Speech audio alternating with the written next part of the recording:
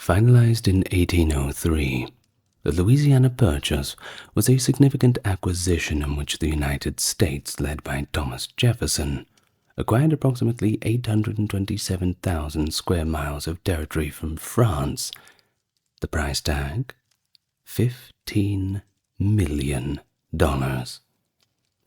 This significant agreement effectively doubled the territory of the emerging nation, expanding American control west of the Mississippi River and ensuring crucial trade routes, including access to the port of New Orleans.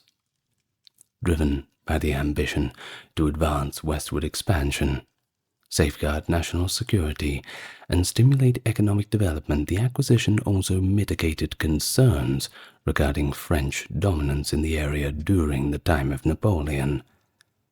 The acquisition included extensive and varied territories, comprising portions of contemporary Arkansas, Missouri, Iowa, Oklahoma, Kansas, Nebraska, and additional states along with the New Orleans region. The Louisiana Purchase significantly impacted the United States, facilitating its swift territorial expansion, but it also affected indigenous communities and laid the groundwork for subsequent exploration and settlement, exemplified by the Lewis and Clark expedition. Thus, this event is a crucial juncture in American history. It illustrates the nation's aspirations and strategic vision in a time when it was still determining its fate. Hello everyone, here we are again for a little more American history. Now, considering about 56.5% on my last checking of my viewers are American, I advise you all to raise the roof on this one. You could also like and subscribe and leave your thoughts below, that also helps. But without any further ado, let's get busy. Well, we first find ourselves during the later part of the 18th century, and at this time the French colony of Louisiana turned into somewhat of a pawn in the complex arena of European political scheming. Oh, and if you're wondering where the name Louisiana comes from, it certainly comes from King Louis. Which one? Well, I'm not sure. France certainly seemed to have quite a few of them, and I can't remember it off the top of my head, so please feel free to correct me in the comments which King Louis it was named after. Now, either way, this colony represented France's largest overseas outpost. Apart from it, the French controlled only a handful of small towns strung along the Mississippi and other major waterways. But really, if you want to find the presence of France in the New World, New Orleans is where you'll find it. And so, in 1762, France entered into this secret Treaty of Fontainebleau, transferring the territory to Spain. Following France's defeat in the 7 Years' War, Spain assumed authority over the region west of the Mississippi, while Britain took control of the lands east of the river. But after the United States came into being, the area north of New Orleans and east of the Mississippi fell under American jurisdiction. Ensuring unfettered passage along the Mississippi to the ocean was the foremost concern for the Americans. Many Americans, Jefferson among them, anticipated that the territory would be obtained piece by piece as settlers steadily came to and populated the region. But the looming possibility that another foreign power might snatch it from a weakened Spain demanded a profound reconsideration of that incremental approach. You see, by then, the shipment of agricultural products to and from areas west of the Appalachians had already made New Orleans a critical hub. On October 27th, 1795, Pinckney's treaty with Spain granted American merchants the right of deposit in New Orleans, enabling them to store goods there for export. Not a bad deal, and it's a good start. This treaty also confirmed American rights to navigate the entire Mississippi, which had grown essential to the expanding commerce of the Western territories. The Americans were deeply disturbed when Spain decided to revoke their right to use New Orleans in 1798. That was not part of the deal. Their ability to deposit goods was, however, restored in 1801 when Spanish governor Don Juan Manuel de Salcedo took over from the Marquess of Casacalvo. However, under Napoleon's clandestine Third Treaty of San Ildefonso, Spain had returned Louisiana to France in 1800. The Treaty of Aranjuez of 1801 clarified that Spain's handover of Louisiana to France considered a restoration rather than a mere retrocession. Although the region nominally remained under Spanish administration from November the 30th, 1803, when it passed into French hands, its transfer to the United States occurred a mere 3 weeks later, on December 20th, 1803. Although the treaty between France and Spain was mainly ignored in 1800, when Napoleon dispatched a military force to neighboring Saint-Dominique in 1801, American citizens began to fear the possibility of a French invasion. And of course, with Napoleon being on such a winning streak, that fear was a justified one. Federalists called for war against France and attempted to use Jefferson's call for moderation against him. Although relations were tense in that regard, Jefferson undermined them by threatening an alliance with Britain. And of course, this is a mere, 40 years after the Revolution? Remember the war with Britain? Well, controversial, I'm sure. Jefferson did back France's strategy in 1801 when Toussaint Louverture had overtaken the Saint-Domingue, modern-day Haiti, following a slave uprising. The United States, however, began to worry that Napoleon himself would dispatch troops to New Orleans after putting an end to the uprising. In 1801, Jefferson authorized Livingston to buy New Orleans and sent him to Paris in an attempt to gain control of the mouth of the Mississippi. In order to restore French authority over Saint-Domingue, which had effectively become independent under Louverture, France dispatched Napoleon's brother-in-law, General Charles Leclerc, on an expedition there in January 1802. In addition to repelling attacks from other European powers, Louverture, the French general, had started to establish his own authority on the island. You see, prior to the Revolution, Saint-Domingue had provided France with a vast wealth, albeit at the expense of the lives and liberation of the slaves. Napoleon desired the restoration of the region's income and output for France. As for Jefferson, he was alarmed, to say the least, by the French actions and their plan to re-establish what seemed like it could be an empire in North America. And so he declared neutrality in the Caribbean, denying the French credit and other forms of aid while permitting war contraband to reach the rebels in order to keep France from regaining ground. At Jefferson's request, a French nobleman named Pierre Samuel Dupont Nemours started assisting in negotiations with France in 1803.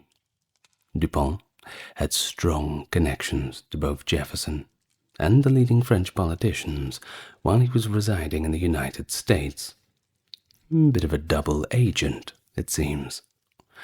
Well, in order to diffuse a possible confrontation between the US and Napoleon over North America, he came up with the concept for the much larger Louisiana Purchase, and used back-channel diplomacy with Napoleon on Jefferson's behalf while he was in France.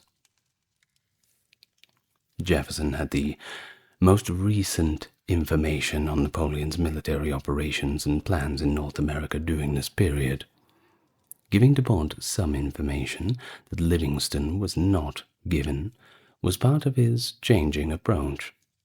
Jefferson sent James Monroe to Paris in 1803 to negotiate a settlement in order to prevent a potential war with France. If the negotiations in Paris were unsuccessful, Monroe was instructed to travel to London to negotiate an alliance with the British. American animosity increased as a result of Spain's delay in implementing the treaty to give Louisiana to France until late 1802. Louisiana would also be an indefensible location because Spain refused to give Florida to France. Now, for Napoleon to seize Louisiana, he needed to make peace with Britain. Otherwise, Louisiana would be a prime target for a possible American or even a British invasion. However, it seemed inevitable that France and Britain would continue to fight each other in early 1803 regardless. Napoleon then started organizing an invasion of Great Britain on March the 11th, 1803. As for Leclerc's troops, they captured Louverture in Saint-Domingue, but they were soon overwhelmed by disease and strong opposition. Napoleon made the decision to forego his plans to reconstruct France's new empire in the New World by the beginning of 1803. Louisiana was, after all, worthless to him if the sugar colonies in the Caribbean did not generate enough revenue. War between France and the UK was on the horizon, and Spain had not yet finished transferring Louisiana to France. Thus, Napoleon made the decision to sell the entire region, because he was quite, displeased with Spain, and saw a rare chance to sell something that was worthless and not yet fully his. So, on April 10th, 1803, Napoleon informed the Treasury Minister, François Barbe-Mabois, that he was thinking of selling the Louisiana Territory to the United States, despite opposition from Foreign Minister Talleyrand. A few days prior to Monroe's arrival, on April the 11th, 1803, Barbe-Mabois made Livingston an offer of $15 million. That's less than 3 cents per acre for all of Louisiana. Now, how could you turn down that deal? But you should put it into a little bit of perspective. That $15 million total is equal to 70 cents an acre, or roughly $371 million in 2023 terms. And they're trying to tell you that buying property has always been this difficult, right? Imagine if you could get an acre of land for 70 cents. Perhaps we'll have to wait for someone to fall on some really hard times. Well, when the much larger territory was offered for 15 millions, the American representatives were actually quite shocked, because they had been willing to spend up to $10 million on New Orleans and the surrounding area alone. But now they were getting the whole thing. Jefferson had only given Livingston permission to buy New Orleans, but Livingston was confident that the United States would take the offer. After all, why wouldn't they? It is probably the best offer anybody has ever got in terms of land concessions and all the rest. Well, short of full annexations. So we arrive on April 30th, 1803, where the Americans agreed and signed the Louisiana Purchase Treaty in Paris because they believed Napoleon might revoke the offer at any time, preventing the United States from acquiring New Orleans. Now, Francois Barbe-Mabois, James Monroe, and Robert Livingston signed the document. The treaty was announced on the 4th of July, 1803.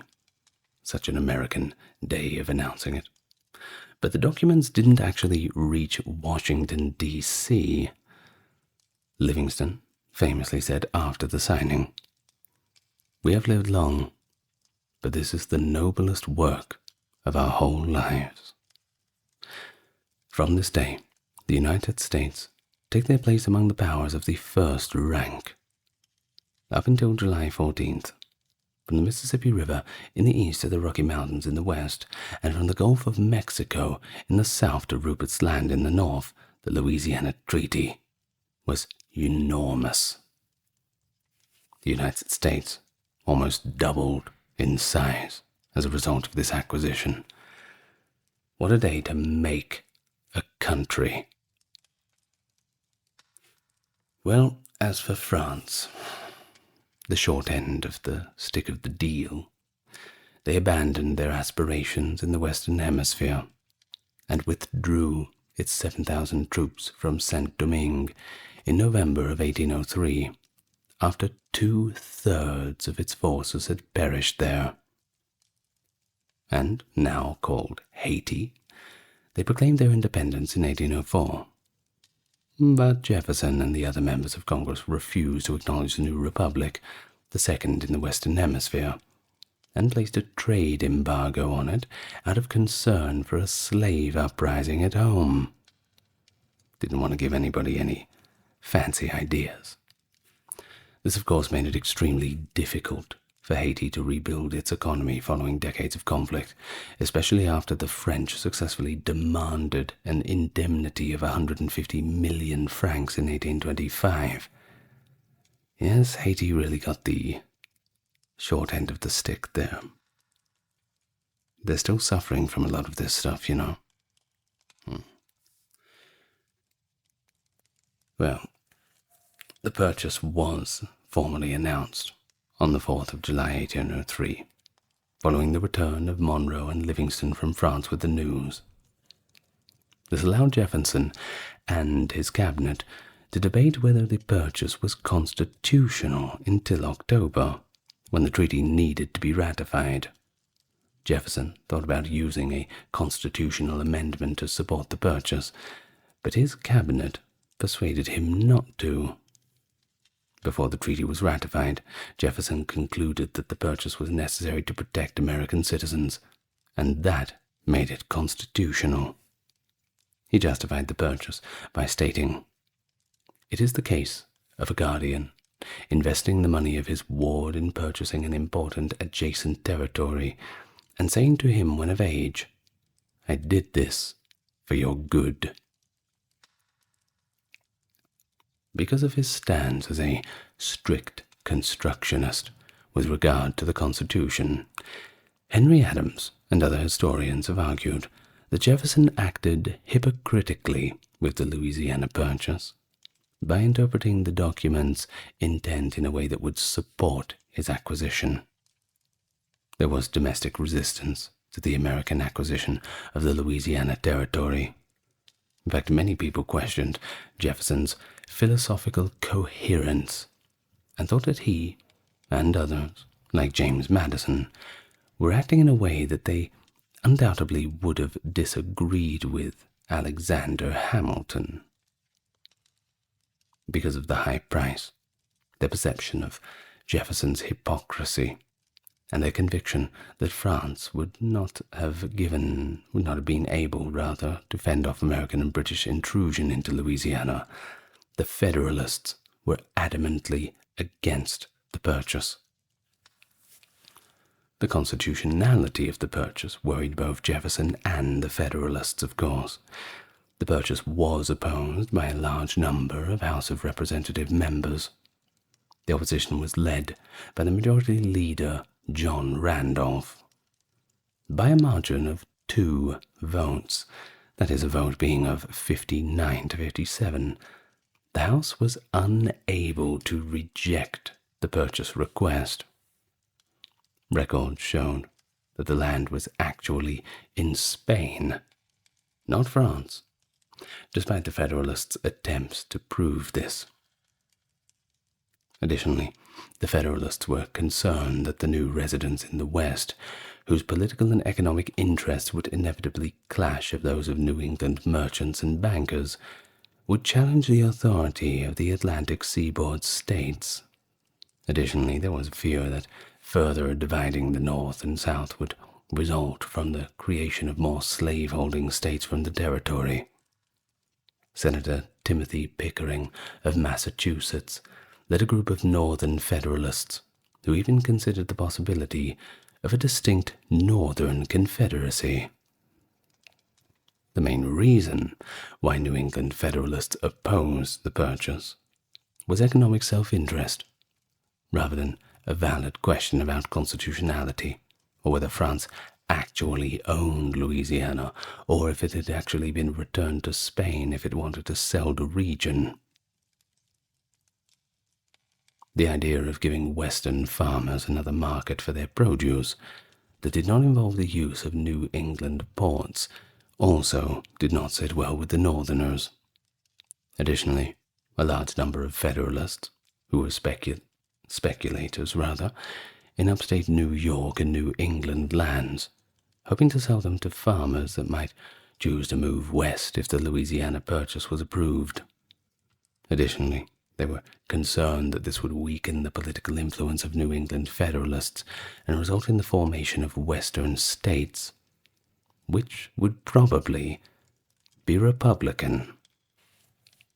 And there was another question, and that was whether it was appropriate to grant citizenship to the free black, French, and Spanish residents of New Orleans as required by the treaty.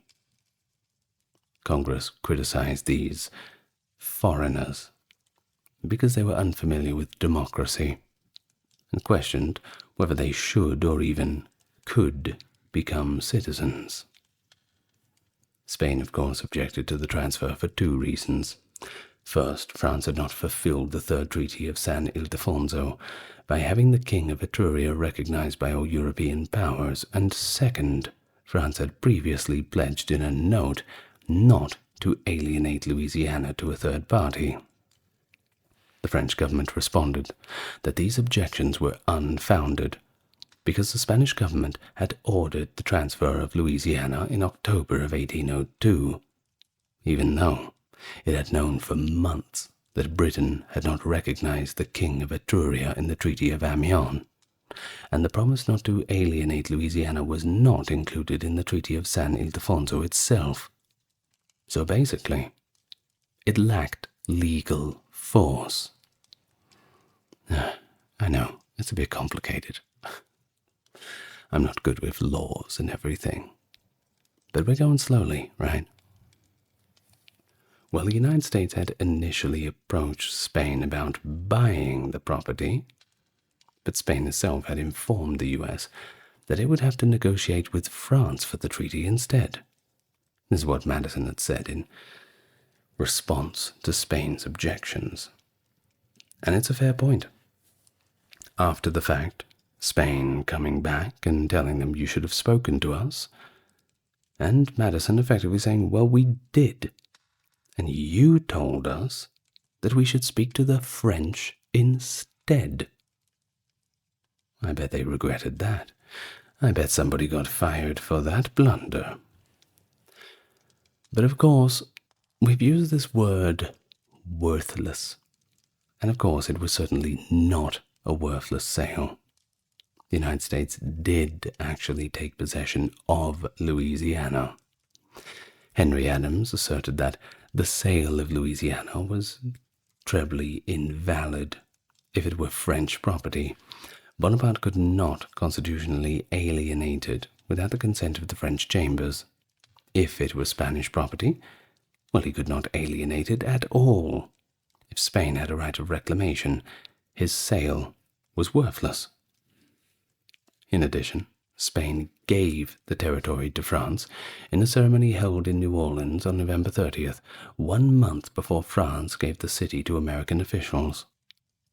And the Spanish Prime Minister had given the U.S. permission to negotiate with the French government about the acquisition of territories which may suit their interests.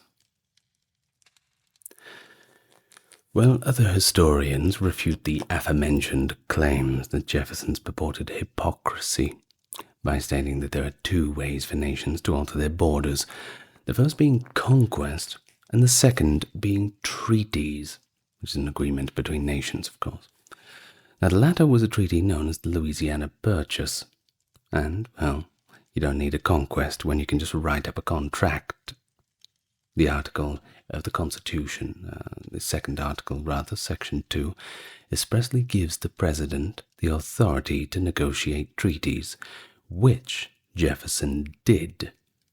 And so Jefferson was reassured by Madison, aka the father of the Constitution, that the Louisiana Purchase fell well within the bounds of the Constitution's most stringent interpretation.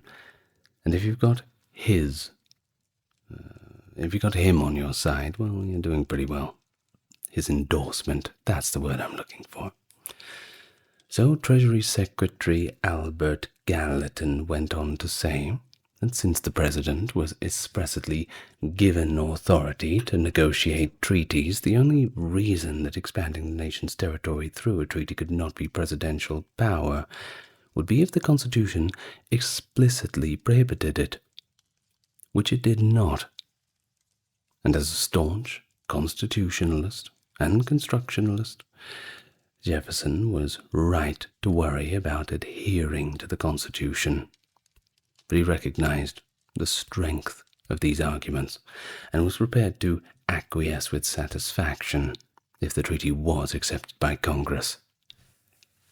The treaty was swiftly ratified by the Senate, and the House was equally prepared to approve the necessary funding.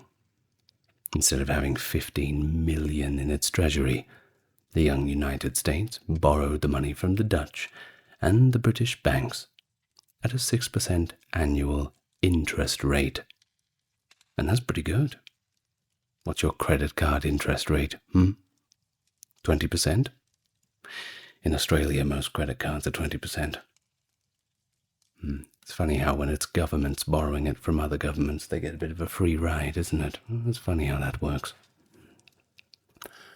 Well, on October the 20th, the U.S. Senate consented to ratification of the treaty by a vote of 24-7. The Senate gave Jefferson permission to seize the land and install a provisional military government on October 21st, 1803, the very next day. Congress authorized the use of military forces to maintain order and made temporary provisions for local civil government to continue as it had under French and Spanish rule in legislation passed on October 31st.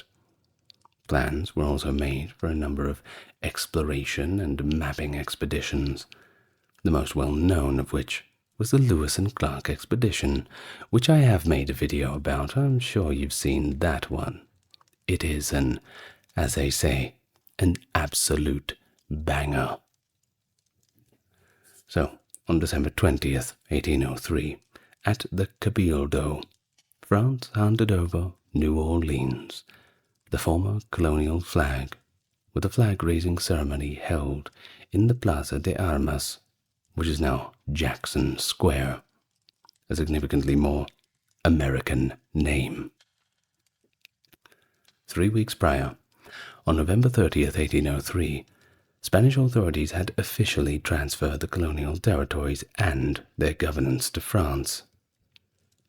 Another ceremony, known as the Three Flags Day, was held in St. Louis on March 9th and 10th, 1804, to transfer the ownership of Upper Louisiana from Spain to France, and subsequently from France to the United States. The War Department appointed Amos Stoddard as the first civil commandant of Upper Louisiana, which was supervised as a military district from March 10th to September the 30th, 1804.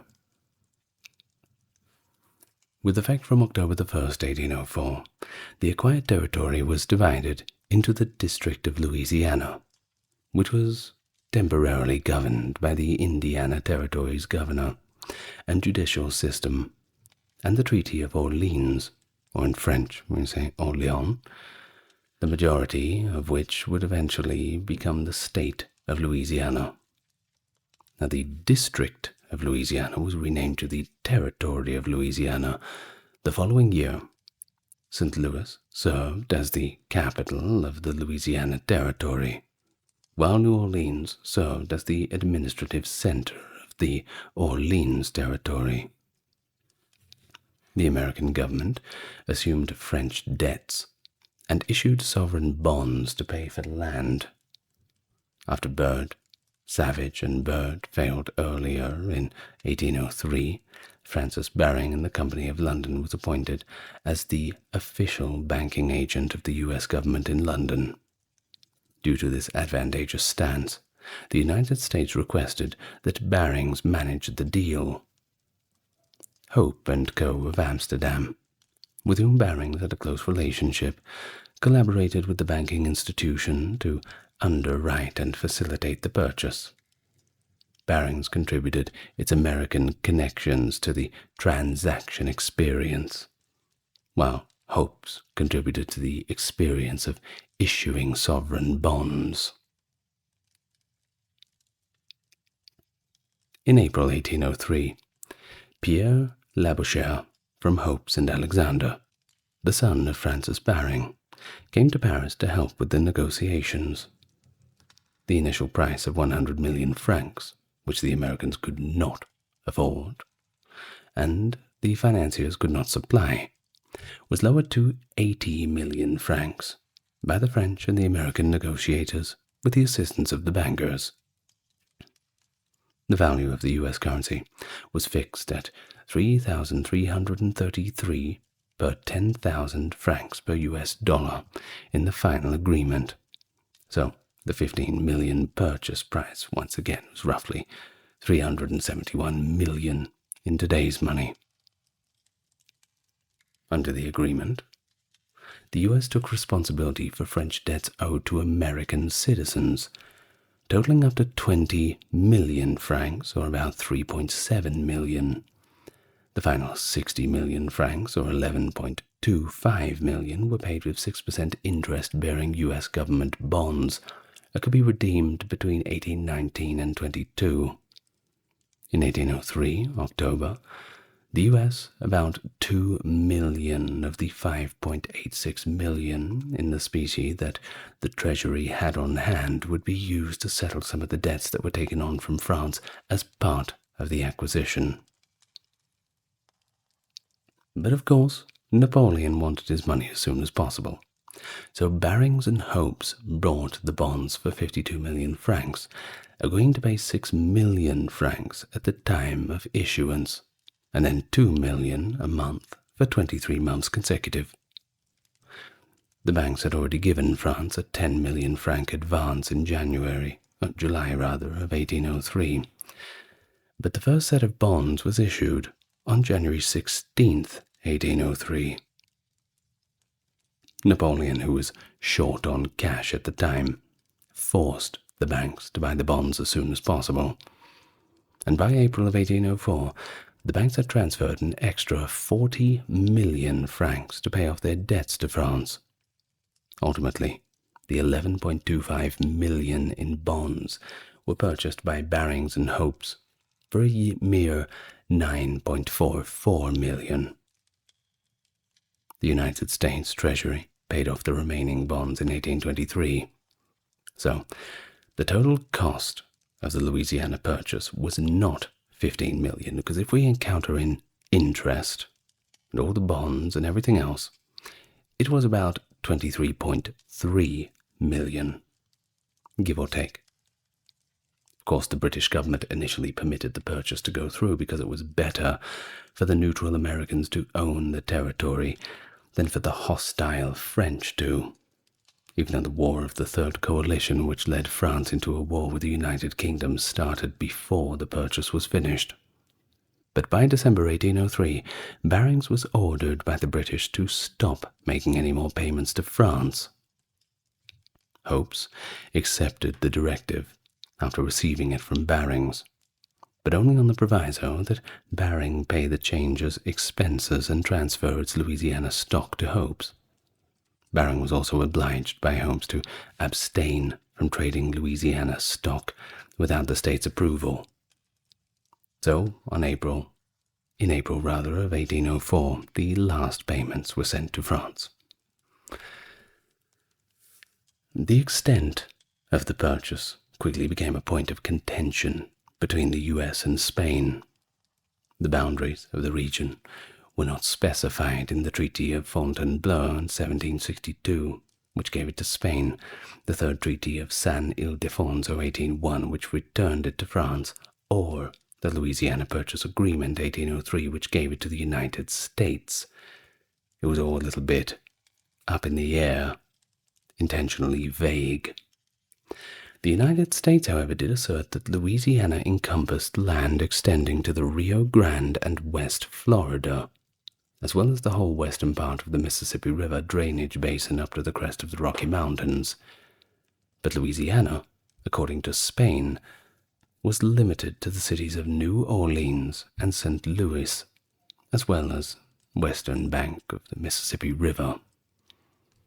Either way, in the end, the Adams-Onis Treaty of 1819 settled the conflict, giving the U.S. the majority of its western claims. While the large area to the west was still regarded as pretty much belonging to the Commandancy General of the Provincias Internas in 1803, the relatively small Louisiana of New Spain had been a special province under the authority of the Captaincy General of Cuba. Louisiana had never been regarded as an internal province of New Spain, you see. The northern reaches of the purchase extended into the equally ill-defined British possession, Rupert's Land of British North America, which is now part of Canada, by the way, if the territory encompassed all of Mississippi's tributaries on its western bank. Well, at first, the purchase was made just past the 50th parallel. The Anglo-American Convention of 1818, however, gave the UK portions of the Red River Basin south of the 49th parallel in return for the territory north of the 49th parallel, including the watersheds of the Milk and Poplar Rivers. Although its origin was unknown at the time, the Mississippi River served as the Louisiana Purchase's eastern border from its source to the 31st parallel. It was unclear whether the eastern boundary was below the 31st parallel. Spain asserted that the Mississippi River still served as the boundary of its Florida colony, while the United States claimed the territory up to the Perdido River. When the Adams-Onis Treaty with Spain was ratified in 1821, the matter was finally settled. Today, the Perdido serves as Florida's western border, while the 31st parallel serves as the northern border of the western half of the Florida Panhandle. President Jefferson promptly organized 4 missions to explore the map the new territory, because the western boundary was disputed at the time of purchase. The Mississippi River was the starting point for all 4 of them. The Red River Expedition of 1806 explored the Red River Basin. The Lewis and Clark Expedition of 1804 traveled up the Missouri River, and the Pike Expedition in 1806 began up the Missouri but turned south to investigate the Arkansas River watershed. Furthermore, the watershed of the Ouachita River was investigated by the Dunbar and Hunter Expedition in 1804–05. The western boundary was established as follows: north up the Sabine River from the Gulf of Mexico to its intersection with the 32nd parallel, due north to the Red River, up to the Red River to the 100th meridian, north to the Arkansas River, up the Arkansas River to its headwaters due north to the 42nd parallel, and due west to its previous boundary. These boundaries were established in part by the explorers' maps and journals during the negotiations that led to the Adams-Onis Treaty. Of course, it was easier to acquire the Louisiana Territory than it was to govern it, due to Spain's continuation of the transatlantic slave trade.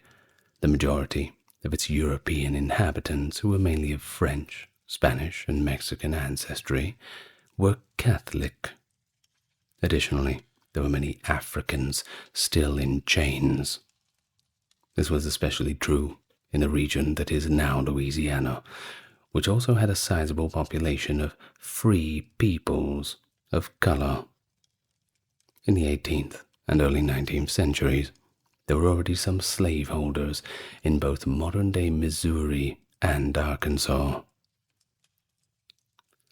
Planters who brought their slaves with them were among the many French-speaking refugees who flocked to South Louisiana during this time to escape the widespread slave uprising in what is now known as Haiti. Many Southern slaveholders were concerned that if the new territory was acquired, it might encourage American-held slaves to rebel like those in Haiti. In order to support them bringing their slaves to the newly acquired territory to engage in new agricultural endeavors and to lessen the likelihood of slave uprisings, they wanted the U.S. government to enact laws permitting slavery there. For administrative purposes, the Louisiana Territory was divided into smaller areas, and the territories enacted laws pertaining to slavery that were comparable to those in the southern states, but included elements from the previous French and Spanish regimes. For example, although Spain had outlawed the enslavement of Native Americans in 1769, some slaves of mixed African and Native American ancestry were still being held in St. Louis, Upper Louisiana, when the United States took control. Of course, slavery of the Native Americans was finally abolished in 1836 by the Supreme Court. Half a century later, the American Civil War was influenced by the Louisiana Territory's institutionalization of slavery under U.S. law.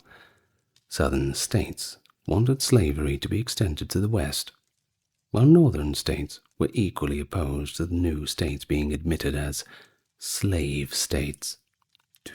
Imagine living in one of them. As states grew within the territory, the status of slavery in each state became a point of contention in Congress. In 1820, the Missouri Compromise was a stopgap measure.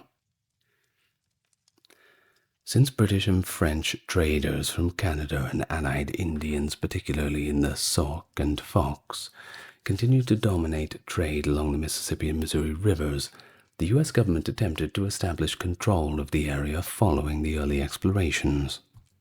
In 1804, to conduct business with the Sauk and Fox, the United States converted the old Spanish establishment at Fort Bellefontaine into a fur trading post, close to St. Louis.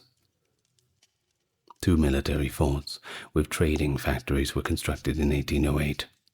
Fort Madison along the upper Mississippi River in eastern present-day Iowa, and Fort Osage along the Missouri River in present-day Missouri.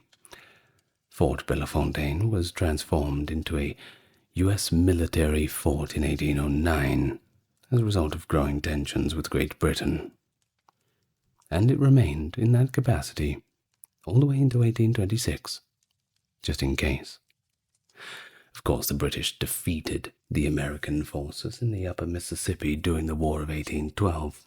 With the help of their Indian allies, the United States abandoned Forts Osage and Madison, along with a number of other American forts constructed during the conflict, such as Fort Johnson and Shelby. The Treaty of Ghent, which was ratified in February 1815, established American sovereignty over the entire Louisiana Purchase region. Later, the United States constructed or enlarged forts along the Mississippi and Missouri rivers, including Fort Bellefontaine, Fort Armstrong, Fort Edwards, Crawford, Snelling, Atkinson, and well as Fort Bellefontaine, the one from before. Of course, the elephant in the room is the poor native tribes who always got pretty hard done by with these sorts of agreements. No one really asked them. The numerous Indian tribes that inhabited the area and had not given it up to any colonial power were not consulted during the negotiations between France and the United States over the purchase. Of course, the Trail of Tears was the result of court decisions during the first 4 decades after the Louisiana Purchase that forced many tribes to leave their lands east of the Mississippi in order to relocate to their new territory. But of course, if you want to know about that, you should just go and watch my Trail of Tears video, and I will tell you all about it. Alright, well, here we are at the end of the video. Had to get here eventually, didn't we? I'm going to thank my top-tier patrons and the supporters, no particular order. Dark, Kimberly, Christine, Sally, Ember, Susan, Cameron Legitmus, Carrie, Charlene. Is it Charlene or Charlene? I'm pretty sure it's Charlene. It can't be Charlene. Come on. Lynn Therese, Katiana, Nicholas, Ulfednir, Alexander, Charles, Christine, Dr. Neuro Nerd, Erin, Jaden, Jim, Jeffrey, Jessica, Madeline, Melissa, Orthodox Review, check out his channel, Scott, Stark Factory, Shell, and Wendy. Thank you very much, and good night, and farewell to everybody who's taken the time to listen. Lots of love to you all, and I'll see you tomorrow.